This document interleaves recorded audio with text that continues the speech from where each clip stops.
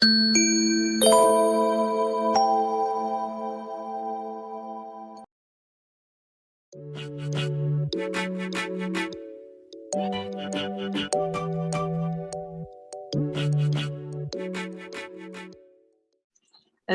друзі, я хочу представити вам нашого гостя. Колін Бойс є членом Теософського товариства з 1969 року. Він народився в Канаді, і там же в Канаді у віці 18 років він вступив до Теософської ложі, але згодом переїхав жити до Великої Британії. Він сам за фахом є радіожурналістом, а переїхавши до Великої Британії, він почав співробітництво з журналом Теософського товариства Великої Британії «Інсайт». Вони видають такий журнал у себе в країні. І, крім того, він зараз є національним лектором Великої Британії і членом лондонської ложі Олени Петрівни Блаватської, саме тої ложі, яка була заснована Оленою Петрівною.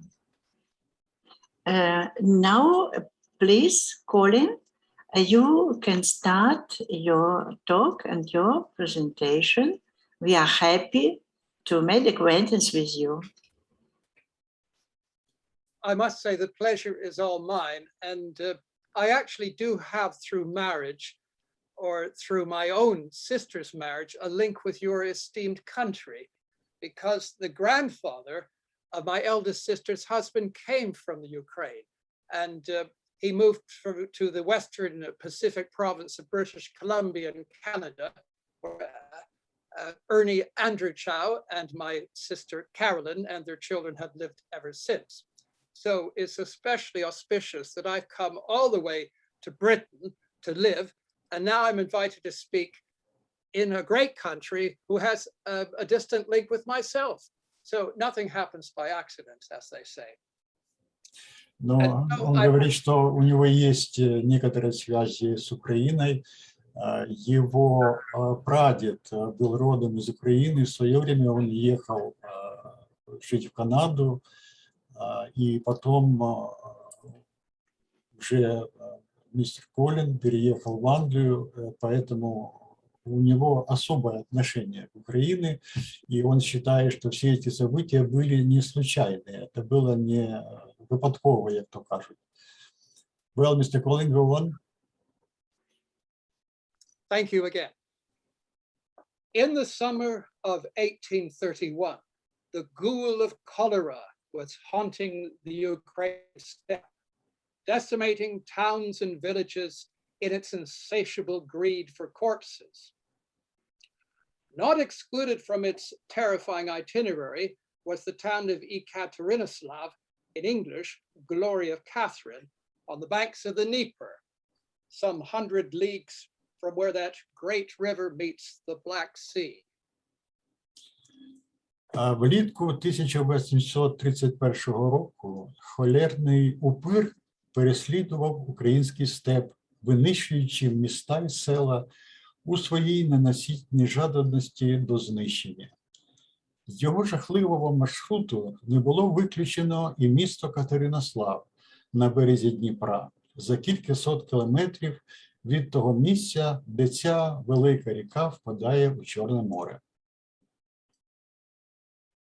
So writes Howard Murford in the introduction in his book, When Daylight Comes.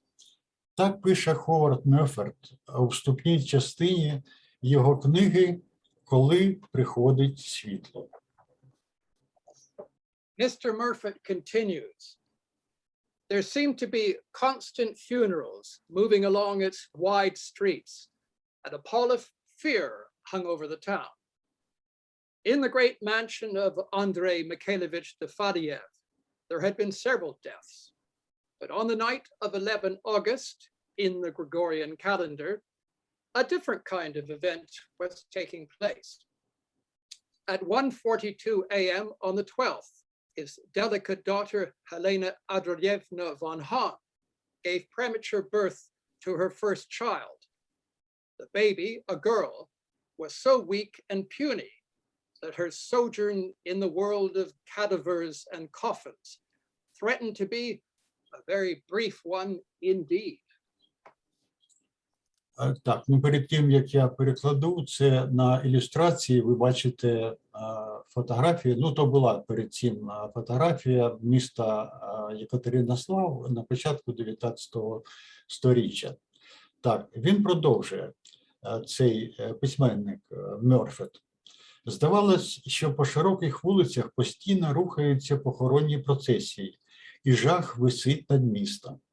У великому особняку Андрія Михайловича Фадєєва сталося кілька смертей, але в ніч на 11 серпня за григоріанським календарем відбулася інша подія. 12 числа о 1 годині 42 хвилині ранку його тендітна дочка Олена Олександрівна фон Ган передчасно народила первістка. Дитина, дівчинка, була настільки слабкою і кволою, що її перебування у світі мертвеців і трун загороджувало стати справді дуже коротким. Go on. Given the weakness of the child, it was decided to arrange an immediate baptism. With the baby only 24 hours old, several members of the household and friends gathered in the largest room for the ceremony. Amongst the candle bearers present was a 3-year-old aunt of the newborn, who stood behind the officiating priest. As the ceremony droned on, the 3-year-old grew drowsy and sat on the floor. Eventually, she nodded off, and the candles slanted towards the priest's robes, which caught fire, but not before the baptism was completed and Helena Petrovna von Hahn was christened. Враховуючи слабкість дитини, було вирішено влаштувати негайне хрещення. З дитиною, якій було лише 24 години від народження, кілька домочадців і друзів зібрались в найбільшій кімнаті для церемонії. Серед присутніх свічників була 3-річна молоденька або маленька тітка новородженої, яка стояла позаду священника. Під монотонні звуки церемонії 3-річна дитина відчула сонливість і сіла на підлогу. Зрештою, вона заснула, і свічка, нахилившись, підпалила рясу священника. Але це вже трапилось після того, як хрещення було завершено, і Олена Петрівна фон Ган стала хрещенною. На слайді ви бачите портрет, написана картина О.П.Б. і її матері в музеї Блаватського, Дніпро, Україна. Well, go on. Superstitious townsfolk said this was a bad omen and that Helena would lead a stormy life. Popular Russian legends held that the date of her birth foreshadowed outstanding psychic ability and that she would have second sight or clairvoyance and be wise in the way of witches. Забобонні жителі міста сказали, що це дуже погана прикмета, і що Олена буде вести бурхливий спосіб життя. Популярні російські легенди стверджували, що дата її народження передвіщала видатні екстрасенсорні здібності, і що вона матиме другий зір або ясновідення, і буде мудрою на шляху відьом. Helena was a headstrong, rebellious child with an innate psychic ability that amazed those around her. She had encounters on subtle levels, and in accordance with her social position, she received an excellent education.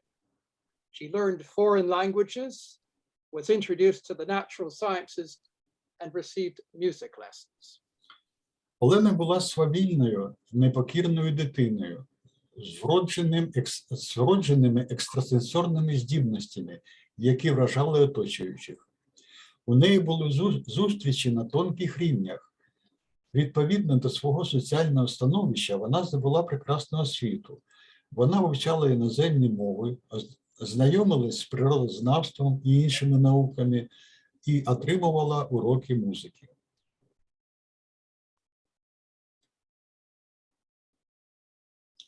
Colonel Henry S. Olcott, the first president of the Theosophical Society, wrote of her musical ability. Полковник Генрі Олкотт, перший президент Теософського товариства, писав про її музичні здібності наступне. She was a splendid pianist, playing with a touch and expression that were simply superb. Her hands were models, ideal and actual, for a sculptor, and never seen to such advantage as when flying over the keyboard to find its magical melodies. She was a pupil of Moscheles.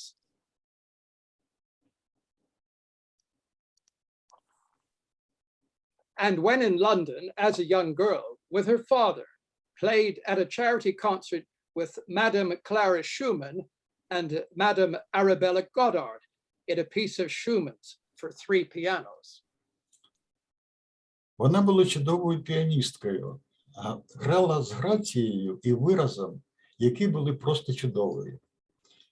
Її руки були ідеальним зірцем для скульптора, були небаченої грації під час польоту над клавішами, щоб викликати з них чарівні мелодії.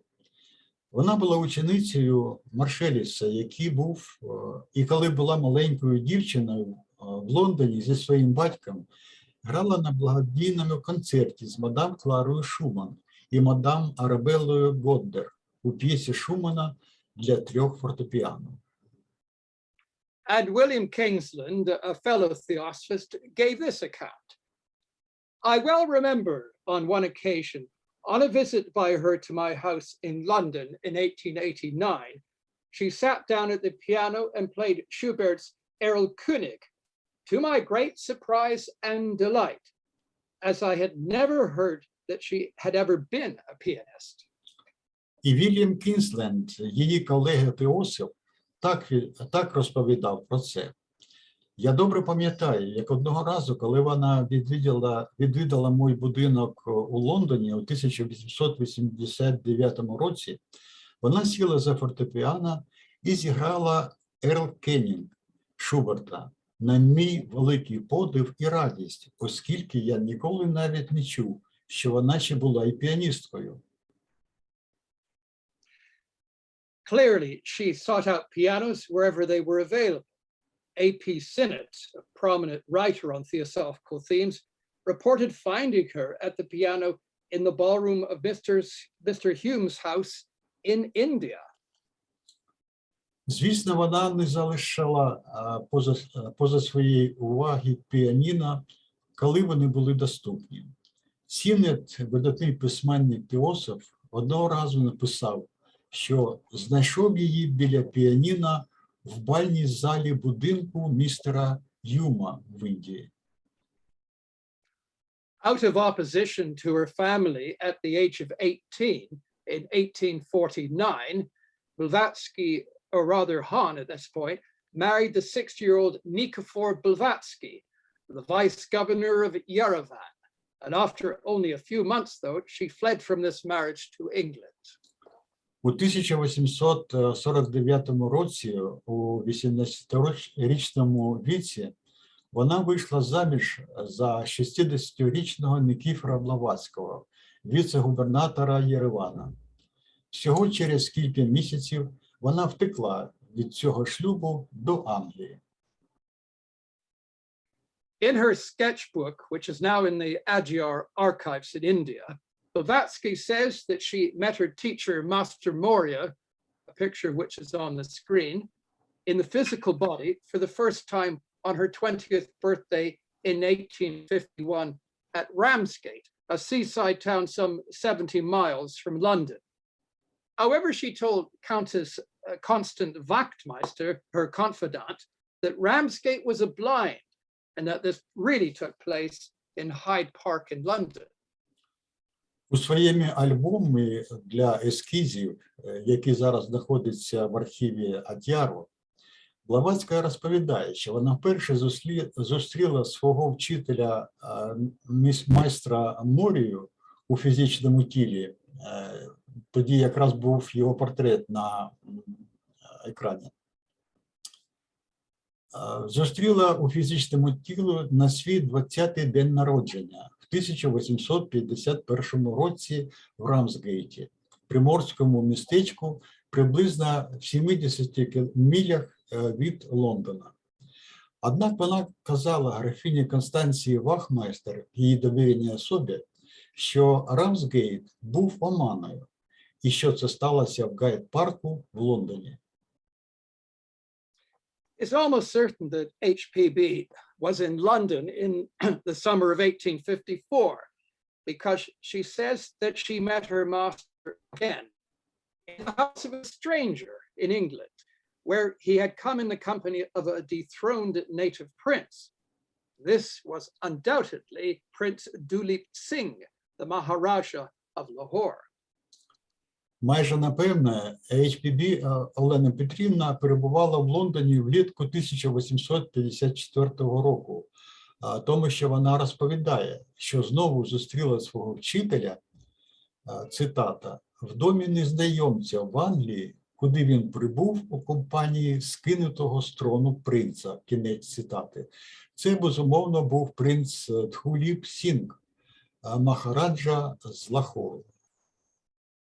From this point on until 1875, Blavatsky was constantly traveling all over the world with only short breaks. Her father supported her financially, giving her the means of subsistence. But there also have been times in her life when she had to make a living with piano concerts in London and later in New York with homework, with the production of artificial flowers. З цього моменту до 1875 року Блаватська постійно подорожувала по всьому світі лише з короткими перервами. Батько підтримував її матеріально, даючи кошти для існування.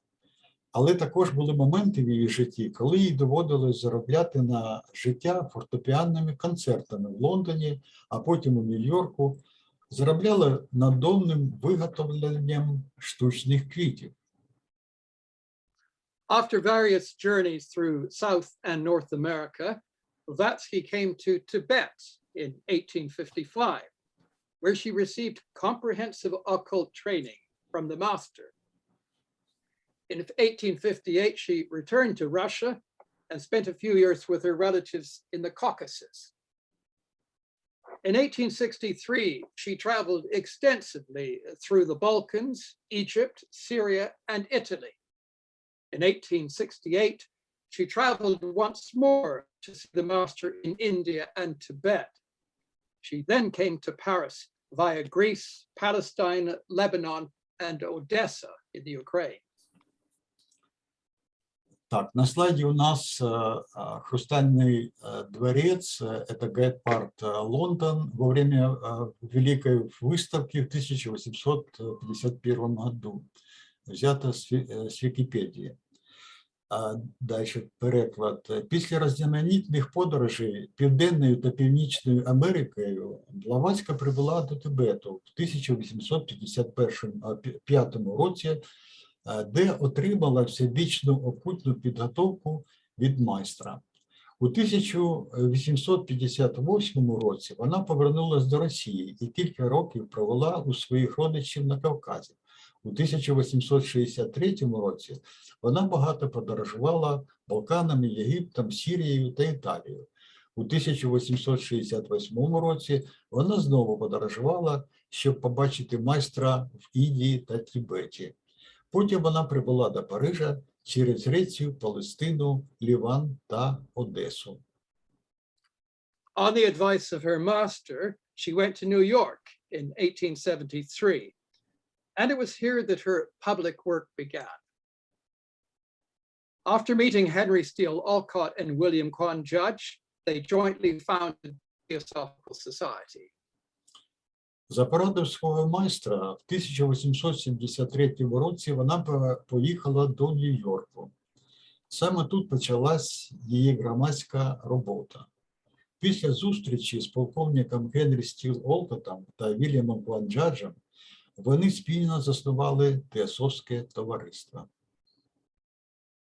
H.P. Blavatsky's first major literary effort was Isis Unveiled. The book was started in 1875, a few months before the formation of the Theosophical Society. Although at the time HPB did not know what was to become of the growing pile of manuscripts. Першою великою літературною роботою Олени Петрівни Блаватської була «Викрита Ізіда». Цю книгу вона почала в 1875 році, за кілька місяців до утворення Теософського товариства. Хоча на той час Блаватська не знала, що буде робити зі зростаючою купою рукописів. Described as a master key to the mysteries of ancient and modern science and theology, the book was published in 2 volumes in September 1877 and quickly became a classic in occult literature. 2 large editions of this epoch-making work were sold immediately, and new editions have been appearing ever since. Описана як ключ до таємниць стародавньої та сучасної науки та теології, книга була опублікована у 2 томах у вересні 1877 року, швидко ставши класикою в окультній літературі. Одразу було продано 2 великих тиражу цього епохального твору, і відтоді з'являються все нові і нові видання. Blavatsky and Olcott remained in New York City until 1878, when in December of that year, they and a couple of friends left for India via England. She would never return to the US again.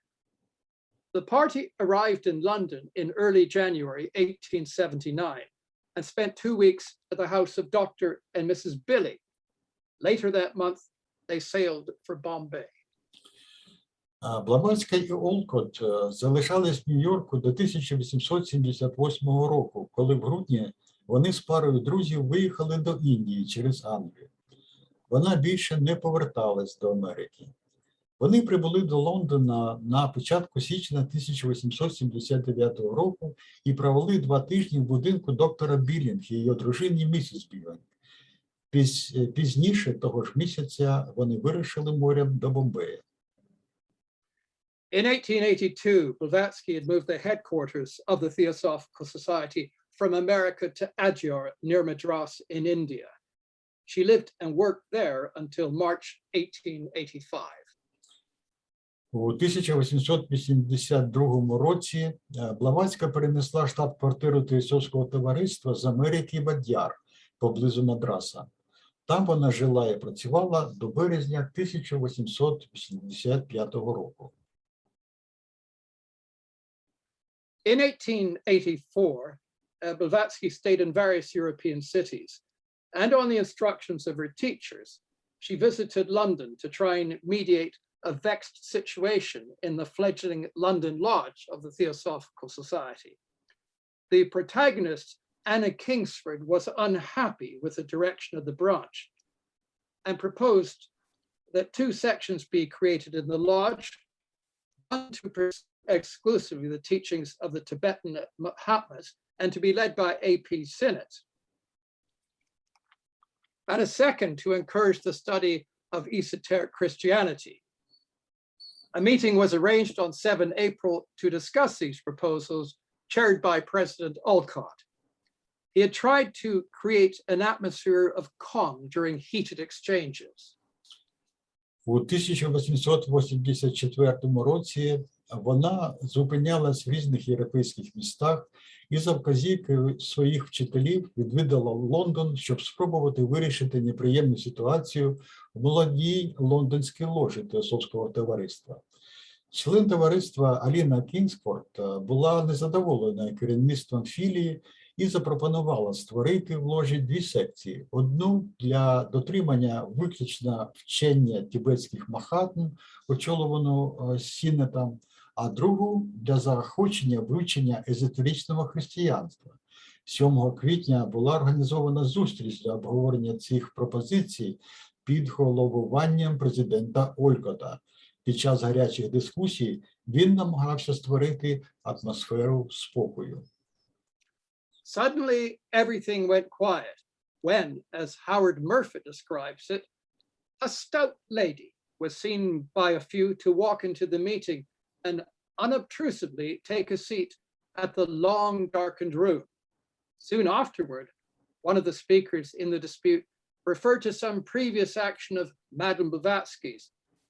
"That's so," remarked the stout lady loudly. Раптом все затихло.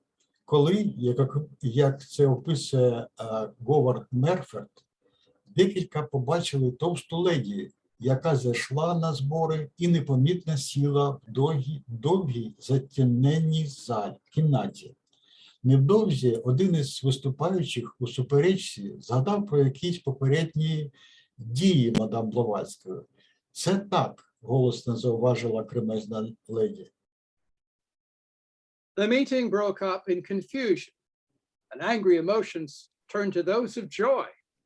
A crowd gathered around her with her disciple Mohini Chatterjee on his knees at the feet of his adored teacher H.P.B. Зустріч перейшла у сум'ятицю. Гнівні емоції перетворились на радісні.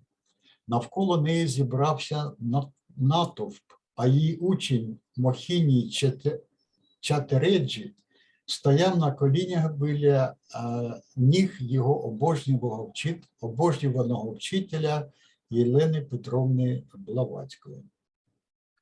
Asked how she had known the meeting was at Chambers in Lincoln's Inn and had found her way from the railway station, H.P.B. answered simply, "I followed my occult nose."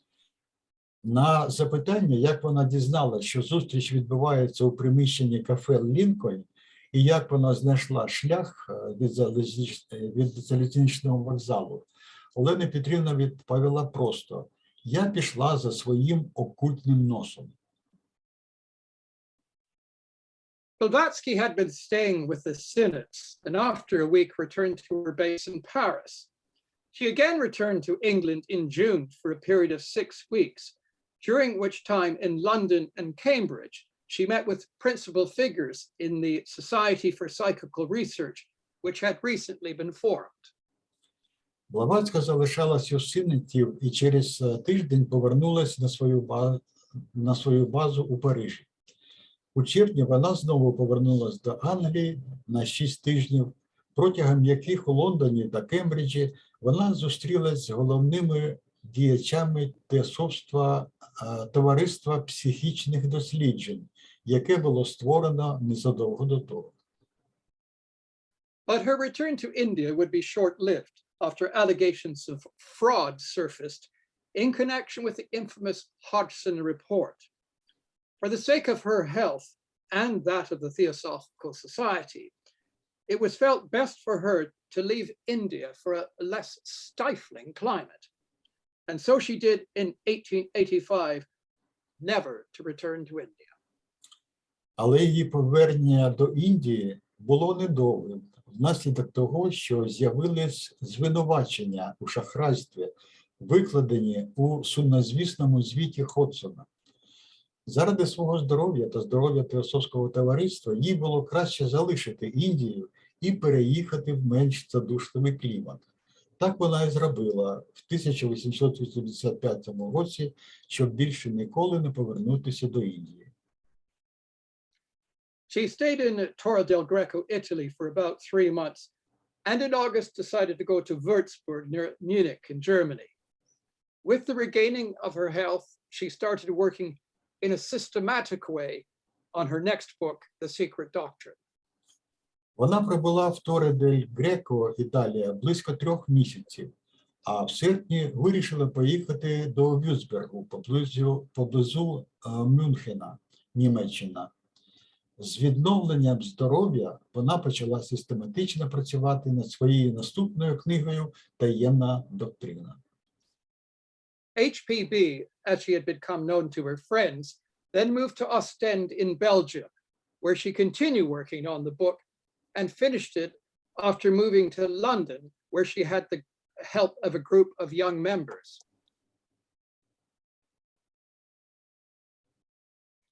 The first volume of The Secret Doctrine came off the press in October 1888, while the second volume was out towards the end of the year.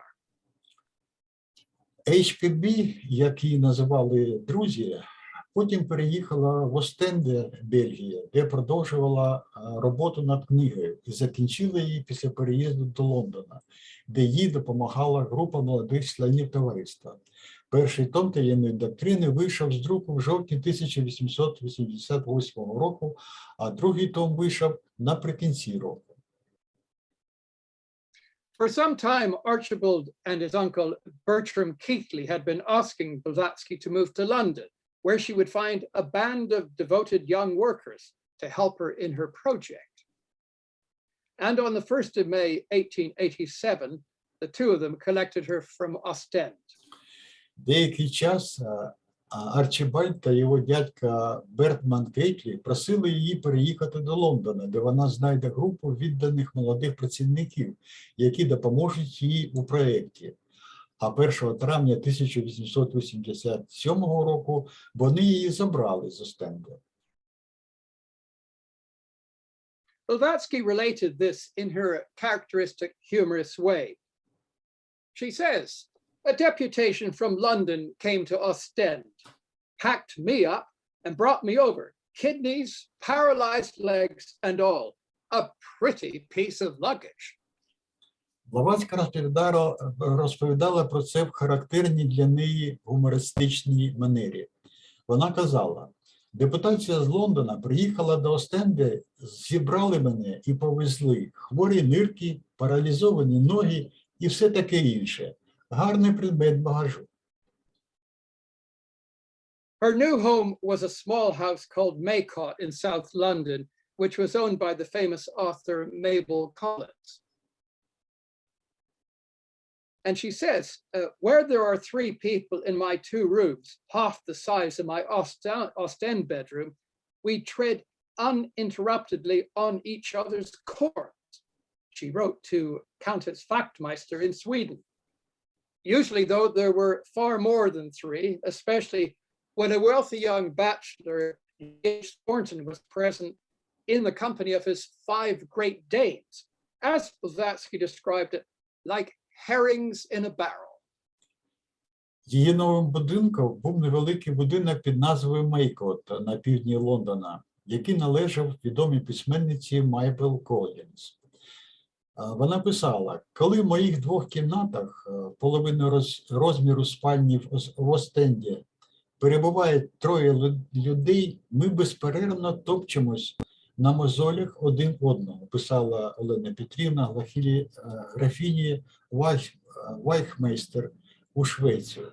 Зазвичай їх було набагато більше 3, особливо коли заможній молодий парубок Торнтон приходив у компанії своїх 5 датських домів. Блаватська писала про це, як оселедці в бочці. She soon gathered around her an enthusiastic chorus of students and helpers. Blavatsky was like a queen bee at the center, writing and directing during the daylight hours, and in the evening, talking, discussing, and teaching. Less than 3 weeks after her arrival in England, the group had organized and established a TS branch around her that was given the name Blavatsky Lodge. There were 14 members. Незабаром навколо неї зібралася група ентузіастів із учнів і помічників. Блаватська була як бджолина королева в центрі, писала і керувала вдень, а ввечері розмовляла, щось обговорювала, навчала. Менш ніж через 3 тижні після її прибуття до Англії навколо заснувалась група, яка перетворилась у нову філію Теософського товариства під назвою Ложа Блаватської, в якій було 14 членів.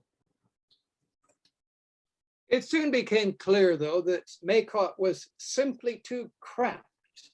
And so Blavatsky and her entourage then settled in Lansdowne Road, Notting Hill, West London, in September 1887. Here, a dedicated team of supporters helped her finish and publish her greatest tome, The Secret Doctrine. It is regarded as one of the monuments of modern esotericism, giving the spiritual history of the development of the cosmos and of human life on Earth. Незабаром стало зрозуміло, що Мейкот був просто занадто тісним. Тому Блаватська та її оточення оселились на Лансдаун Роуд, Ноттінг Хілл, Західний Лондон у вересні 1887 року. Тут віддана команда прихильників допомагала їй закінчити та опублікувати її найкращу працю «Таємна доктрина». Цей труд вважається одним із пам'яток сучасної езотерики. У ньому дається духовна історія розвитку космосу та життя людини на Землі.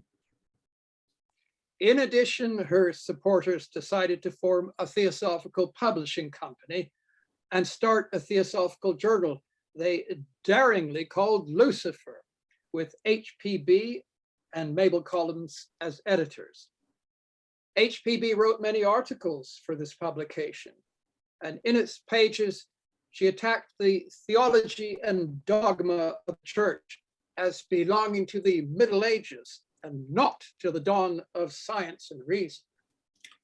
Крім того, її прихильники вирішили заснувати Theosophical Publishing Company, теософське видавництво, і започаткували теософський журнал, який вони сміливо назвали «Люцифер», з редакторами Олени Петрівна Блаватська і Мейбл Колінс.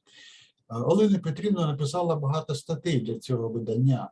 На його сторінках вона атакувала теологію і догмати церкви як приналежність до середньовіччя, а не до зарі, науки і розуму. Few churchmen, though, found their way to 17 Lansdowne Road, with the exception of a Salvation Army captain and a priest of the Greek Orthodox Church. England's leading scientist, Sir William Crookes, Fellow of the Royal Society, and the distinguished poet William Butler Yeats, both TS members, regularly visited.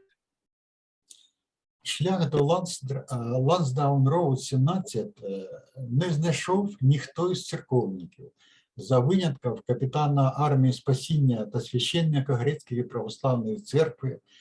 Членом ложі був провідний вчений Англії сер Вільям Крукс, член Королівського товариства і видатний поет Вільям Бетлер Ец, які стали членами Теософського товариства і регулярно відвідували засідання ложі. Ну, там він показував фотографію цих. Yes, okay, go on. After the publishing of The Secret Doctrine, the Lodge met regularly to discuss with H.P.B. any obscure points they found in its first volume. The dialogues that they held were rather partially published under the title Transactions of the Blavatsky Lodge, and later a complete version was published as The Secret Doctrine Commentaries. In these meetings, the content of another important book by H.P.B., The Key to Theosophy, was also discussed prior to its publication in 1889. Після публікації таємної доктрини ложа регулярно збиралась, щоб обговорювати з Оленою Петрівною будь-які незрозумілі моменти, які вони зустрічали в першому томі. Діалоги, які вони проводили, були частково опубліковані під назвою «Діяльність ложі Блаватської», а згодом повна версія була опублікована як коментарі до таємної доктрини. На цих зустрічах також обговорювався зміст іншої важливої книги Олени Петрівни «Ключ до теософії», до того, як ця книга була опублікована у 1889 році, запутався. As long ago as 1881, Blavatsky and Alcott had discussed reconstructing the organization on a different basis, putting forward more prominently the brotherhood, and keeping occultism more undercover, in short, to have a secret society for it. This was the germ of the future esoteric section of the Theosophical Society, formed in October 1888, in response to requests by many earnest members to have esoteric teachings given by H.P. Blavatsky. Ще у 1881 році Блаватська і Олкот обговорювали реконструкцію організації та на іншій основі, зробивши більш примітним братство і тримаючи окультизм більше під прикриттям. Одним словом, створити при ньому таємне товариство. Це був зародок майбутньої езотеричної секції Теософського товариства, утвореної в жовтні 1888 року у відповідь на прохання багатьох членів про більш поглиблене вивчення езотеричних знань, що були надані Олені Петрівною Блаватською. In August 1890, HPB formed an inner group of this section, mainly with some of her students living in London at the time. The group held its meetings weekly in HPB's new place owned by Annie Besant. And this was at 19 Avenue Road, North London, in a room specially built for it. Participants would ask questions in regards to the esoteric philosophy, spiritual practices of theosophy, and HPB would reply. У серпні 1890 році Олена Петрівна сформувала внутрішню групу цієї секції, в основному з декількох її учнів, які на той час проживали в Лондоні. Група проводила свої збори щотижня в новому місці мешкання Олени Петрівни, яке належало Анні Безант, на 19 Avenue Road на півночі Лондона, у кімнаті, спеціально побудованої для неї. Учасники задавали питання щодо духовних практик езотеричної філософії, а Олена Петрівна відповідала. In July 1889, Blavatsky went to Fontainebleau in France for a few weeks' rest, and there she wrote most of the material that would turn into the mystical theosophical work known as The Voice of the Silence. This book is a translation of 3 treatises contained in a secret work, the Book of the Golden Precepts, which she had learnt by heart during her training in Tibet. У липні 1889 року Блаватська поїхала до Фонтенбле, Франція, на кількатижневий відпочинок. Там вона написала більшість матеріалу, який перетворився на містичну теософську роботу, відому як «Голос безмовності». Ця книга є перекладом 3 трактатів, які містяться в таємній праці «Книга золотих правил», яку вона вивчила на пам'ять під час навчання у Тибеті. In April 1891, a very serious epidemic of influenza struck London. Practically the entire staff at 19 Avenue Road was affected, with 3 of them at death's door. In the last week of the month, HPB herself developed a high fever. This was followed by an abscess in her throat, and then another on the bronchial tubes, which made her progressively weaker. У квітні 1891 року Лондон охопила дуже серйозна епідемія грипу. Практично весь персонал на 19 Avenue Road постраждав, 3 з них були на порозі смерті. Останній тиждень місяця у Олені Петрівни піднялась дуже висока температура. Після цього з'явився абсцес у горлі, а потім ще один у бронхах, через що вона поступово слабшала. Though her condition improved slightly in early May, she said she felt she was dying. And on the 8th of May, seated in her chair, she passed away at 2:25 p.m. GMT. HPB, the heroic, lonely figure of light in an age of cold, hard darkness, had departed. Хоча її стан трохи покращився, на початку травня вона сказала, що відчуває, що вмирає. 8 травня, сидячи в креслі, вона померла о 14 годині 25 хвилин за Грінвічем. Олена Петрівна Блаватська, героїчна самотня постать світла в епоху холодної суворої темряви, пішла. HPB had left instructions that no parade or show of any kind should be made over her body. Her body was cremated at Woking Crematorium, Surrey, near London, on the 11th of May, 1891. G.R.S. Mead, General Secretary of the European Section, and Blavatsky's private secretary, addressed the small assembly of officers, staff, and friends, and then the ashes were returned to her own rooms. Олена Петрівна залишила вказівки, що над її тілом не можна влаштовувати жодного параду чи шоу. Її тіло було кремовано в крематорії Вокінг Расто Сурей поблизу Лондона 11 травня 1891 року. Генеральний секретар Європейської секції та особистий секретар Олени Петрівни Мід виступив перед невеликою групою членів Теософського товариства, персоналу та друзів Олени Петрівни, а потім урна з прахом була відвезена до її власної кімнати. Some of the ashes are buried under the Blavatsky and Olcott statues in the Adyar headquarters that they had established in 1882. Частина праху зараз похована під статуями Блаватської та Олкота в штаб-квартирі Адяра, який був заснований у 1882 році. William Kingsland, who was president of Blavatsky Lodge at the time of Blavatsky's death, wrote, "She taught us theosophy not as a religion or a philosophy or a creed or even a working hypothesis, but rather as a living power in our lives."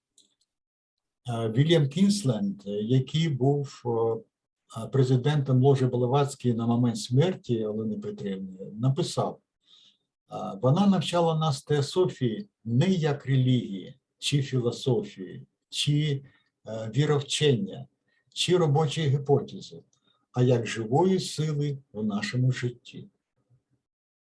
As Colonel Olcott himself said, HPB's enthusiasm was a quenchless flame in which all philosophers lit their torches.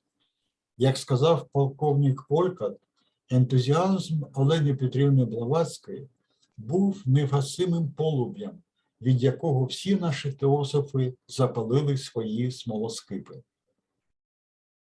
As befits the title of this short lecture, Blavatsky was the light bringer of theosophy, sometimes known as the ageless wisdom, the sacred science, or the perennial philosophy.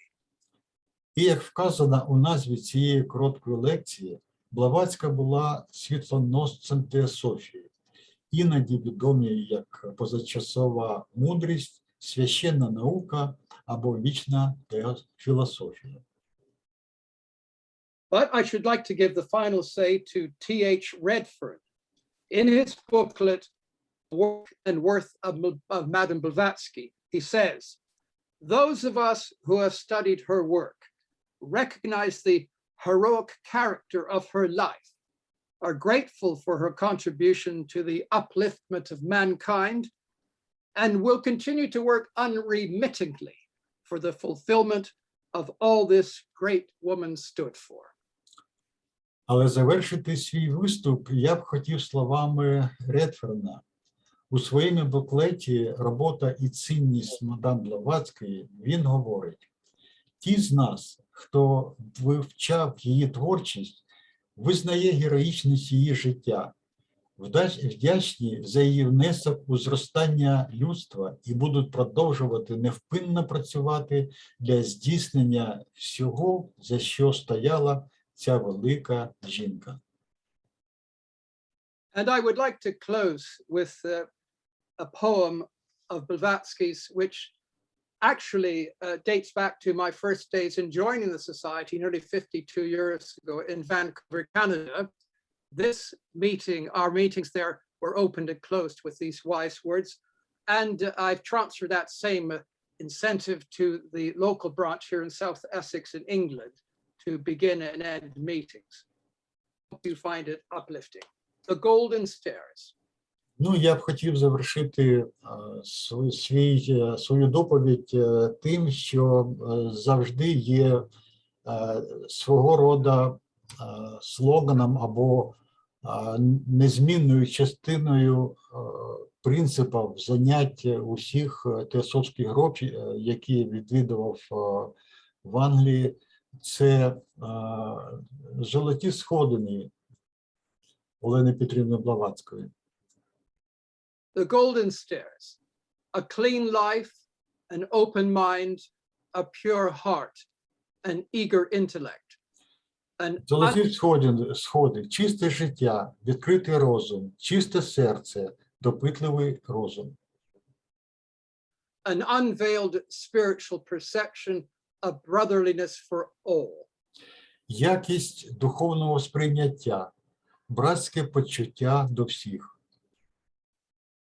A readiness to give and receive advice and instruction. Готовність давати та отримувати поради та інструкції. A courageous endurance of personal injustice. Відважне терпіння особистої несправедливості. A brave declaration of principles.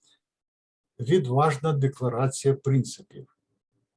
A valiant defense of those who are unjustly attacked. Доблесний захист тих, на кого несправедливо нападають. A constant eye to the ideal of human progression and perfection. Постійний погляд спрямований на ідеали людського прогресу та досконалості. Which the sacred science depicts. Що зображує священна наука. These are the golden stairs, the steps of which. Це золоті сходи, які приведуть. The learner must climb to the temple of divine wisdom. Які приведуть учня до храму божественної мудрості. О.П.Блаватська. Олена Петрівна Блаватська.